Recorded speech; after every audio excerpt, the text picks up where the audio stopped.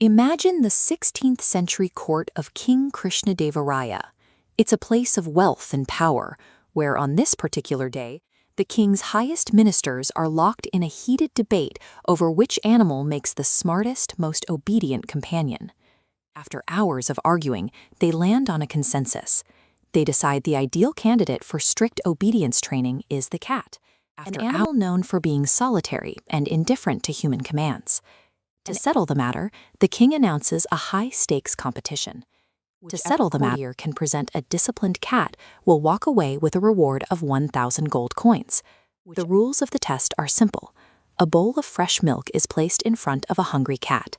To win, the cat must sit still and wait for its owner's explicit command before taking a single lap. For a feline, this is a logic trap. The king's test demands a manufactured behavior that directly clashes with millions of years of biological instinct. Competition day arrives.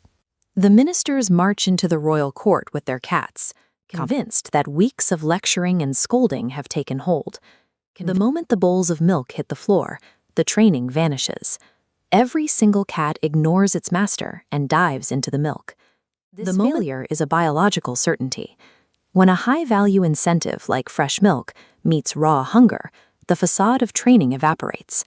Agreeing to play by the rules of an instinct-defying competition leads to a predictable result. Agreeing to play anomaly. The court jester, Tenali Rama, steps up. But when the milk is placed down, his cat recoils. It arches its back and freezes, staring at the bowl with visible distress. The court goes silent.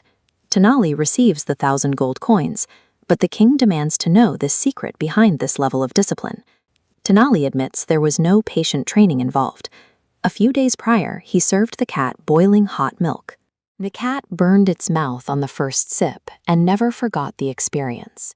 Tenali bypassed the standard training process. He shifted the animal's internal cost-benefit analysis away from a loop of obedience and reward, replacing it with a loop of survival and pain. As these notes overlap, we see that what the king perceived as discipline was actually a manifestation of negative reinforcement.